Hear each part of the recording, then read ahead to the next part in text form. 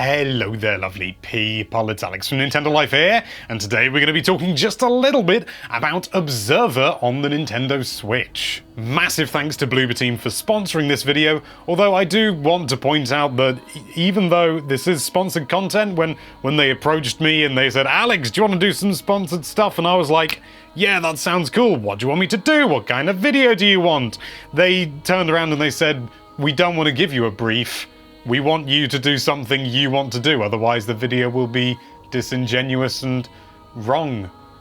Which is great, but at the same time a weird amount of pressure. I banded around a few ideas in my head about what kind of video to do, and some list ideas and things like that, but in the end I just decided, why don't I just talk about the game and why I love it? And I do, and it's horrifying and wonderful, and it's a mix. I have mixed emotions about the game, but all for good reasons. But anyway, that's more than enough waffling, let's dive right into things. Okay, so first of all, I think something that I really need to make absolutely clear before I start chatting nonsense, or indeed as part of chatting nonsense about this game, is that this isn't really a horror game in the traditional sense. It is a cyberpunk detective story, but with a horror theme. The only reason I say this is because when I think of horror games, I think of the things that I kind of grew up with and, you know, sort of that were around later on in my life as well, that were very revolutionary. You know, horror games had a bit of a sort of a renaissance in the past sort of 5 or 10 years, give or take. And, you know, seeing things like Resident Evil when I was growing up, and then more recent things like Slender and what's that one, Amnesia, and things like that. They're very much horror games, and it's sort of, you know, you move around and there's tension and then whoa, a big scary thing happens, which there are elements of that in Observer, absolutely, but really they definitely take more of a backseat to just an out-and-out cyberpunk detective story, as I said, or just a detective story in a cyberpunk universe. You can't really escape the horror in it. It's not like it, you know, it's totally optional or anything like that. It is absolutely an integral part of the game. But realistically, you can spend a good 80% of your time really not being that scared and sort of going around, and it's more just sort of a sense of tension and unease and things like that, which you could argue is kind of horror in that sense, but I don't consider it as such. I consider that to much more be an atmospheric thing, and it's leaning much more towards the idea of a sort of a thriller than what most people would think of when they think of horror. You're walking around this building, you're interrogating people, or at least questioning them. Interrogation's maybe a bit of a strong word when you're on the other side of a door to them. Oh, hello there. I'm Maria. You're looking around the nooks and crannies, you are detecting, you're looking at crime scenes, trying to work out what happened, and you can, a lot of the time, just sort of look at a crime scene, find out how you need to move on, and then go, or you can look at every single little thing. And there are loads of things that you're analysing, loads of little things that help piece together, and it really reminds me of Metroid Prime when you went around with a scan visor looking at everything, because that was a weird thing. I loved that as a child, and if you did like explained it to me, I would have said, that's a terrible gameplay. Why would you do that? It turned out to be one of the best parts of Metroid Prime, and I love it in Observer. And they go twice-fold because you've got 2 different scan visors. One for blood and stuff, and one for not blood and stuff. And I think the thing that really drives it home is the setting, because if you don't know, it's set in Kraków in Poland, or Krakow, you might have heard of it as that, depending on how you pronounce it. And realistically, you spend a majority of your time, especially when you're in the real world, in one particular building, so you could argue it could be set anywhere, but there's a lot of little things here and there that realistically I wouldn't have known if I hadn't actually gone to the chuffin building that the thing is actually set in, because yes, it's set in a real building that actually exists, and at the start of the game it comes up with coordinates. You type those coordinates into Google and it brings up the bloomin' building I went in and did some filming. I filmed some pigeons, it was fun. And the building is essentially a tenement building, so, you know, it's full of people living there. It's an actual living place. It felt kind of weird to be going around it with a camera going, ooh, pigeons. But it is an old building. It's a communist-era building. And it is quite unnerving in many ways. It feels very, very sort of utilitarian, and you get that in spades in Observer, only it's sort of multiplied tenfold by being in this sort of cyberpunk universe where everything is sort of just all cybery and, you know, sort of futuristic, but at the same time kind of retro and 80s and things like that with big CRT monitors, because flat screens don't exist in the future, didn't you know? When I was chatting to some of the devs, they were even talking about the fact that I think there's a specific brand of Hoover in the game that's on one of these robots that helps you around called Rudy, occasionally in the same building. And it is exactly the same model on Rudy that was actually like a communist-era Polish vacuum cleaner. And that level of detail is just ridiculous. And of course, to me, I don't recognize any of this stuff because I don't know whether you know, I didn't grow up in communist-era Poland. The more you know. But in a way, I think that actually adds to it a little bit, because I think, you know, for people who, you know, do recognize these things and recognize this style of architecture and style of furniture and things like that, it's a great sort of, that's really cool. Oh, I remember that. That looks just like something I had when I was a kid.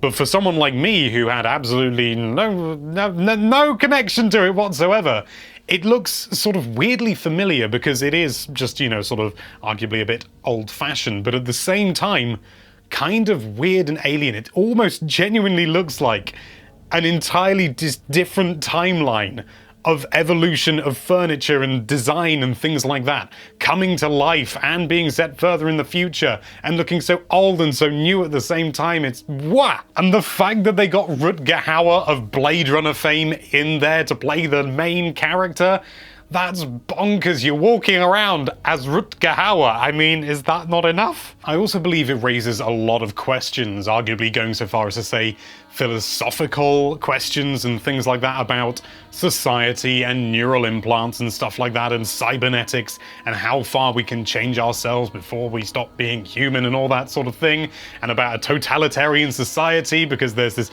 Chiron company that is essentially a private company that has become the government just because they're so massive, and that's absolutely terrifying. I don't want to give too much away because if you're watching this and you like the sound of it, I imagine maybe you'll go and play the game, but you know, there is a section where you, one of the key parts of the game is you can jack into people's memories. You get like this big sort of scary needle on a string come out of your hand, and you jam it in there. You know, it's really delicate and subtle. And so I poked into the back of this person's head and started living out their memories as an employee of this Chiron place, you know, sort of working double shifts and stuff like that. And it was genuinely sort of wonderfully accurate for office life, and at the same time, absolutely terrifying. Absolutely bloody terrifying. I hate the idea of an office job. But it goes beyond that. It uses an incredible amount of metaphor and things like that, because you're not in a real world. You're in some sort of like vague understanding, this weird sort of memory-driven world where you're relying on somebody else's imperfect memory to shape the world around you and things like that. And so you will get weird things like a lot of figures that realistically aren't that important are just these weird sort of barely polygonal like black shapes that look like people just about, but with absolutely no detail, because you're not going to remember that stuff. And nor is this person that you've jacked into the mind of, except people that are important, people that, you know, have there was this brilliant bit when I went to the back of this bloke's mind. He was an ex-con, so he'd been in prison, and at one point walking down this corridor in a prison, and there are all these people sat in chairs, you know, just sort of like, and there are all these sort of black polygonal things just sort of going, and all that sort of good stuff. That I intended to be better at explaining that than I was. I'll tell you what, I'll just show you with some video footage.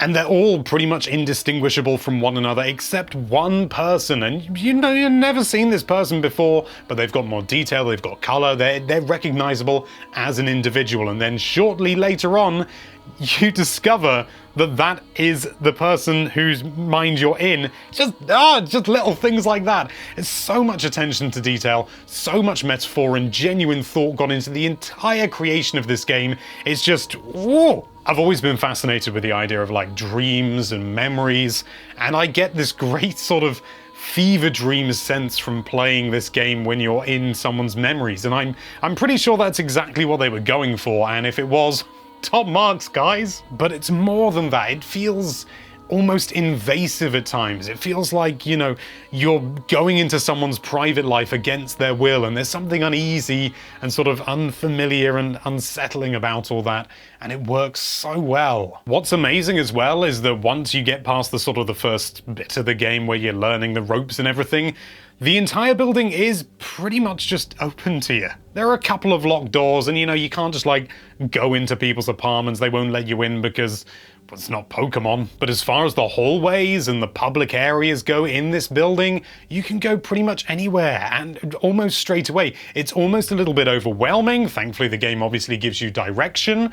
So every time you find something or you reach somewhere important, because the game may have said to you, you know, go to apartment 106, and you know, that's the game explaining where you got to go. But you've got to navigate the entire area. It doesn't say, oh, and here's a line and follow this line and go up there, and oh, and here's a big thing over the door saying, press A to talk to this person when you're 500 meters away. It doesn't hold your hand, it slaps your hand away and says, no, do it yourself. I think it's clear from the offset that the game is designed for older people. It's obviously got much more mature themes, but also I think the way that the game is developed is more mature. It asks more of the player. It doesn't just sort of go, oh, well, you know, take you through la-di-da. It's arguably not accessible in that way. It makes you work. It is a challenge. It's the Dark Souls of horror games. Yes, Games Journalism 101. Please don't tell anyone I said that. I've yet to complete the game, but I am so ready to dive right back in there and play the chuffing thing to completion.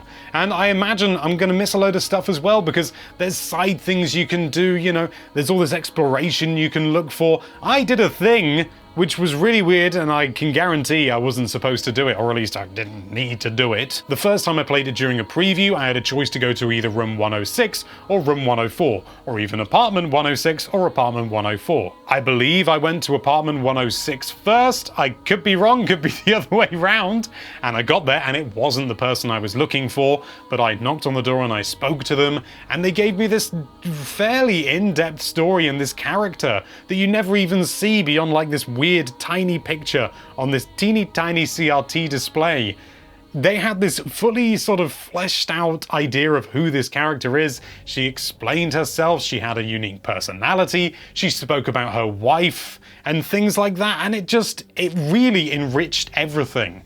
And then when I played it a second time and knew exactly where to go, I did sort of feel like I'd had a slightly less involved experience as a result. The game really rewards you for just exploring and just looking around and just chatting and fleshing everything out. It's wonderful for that. Good lord, I've been gushing for way too long, but I really, really love Observer, and I cannot wait to play it even more and play the whole thing to completion. I'm gonna do that. I'd say that even if this wasn't sponsored. Because yes, once again, massive thanks to Bloober Team for sponsoring this video, and thank you so much for watching. If you like this video, then why don't you, I'm gonna have to think of something. Why don't you view that subscribe button through a teeny tiny CRT screen, and be sure to check out NintendoLife.com for all sorts of lovely Nintendo related content. Thank you again for watching, bye bye.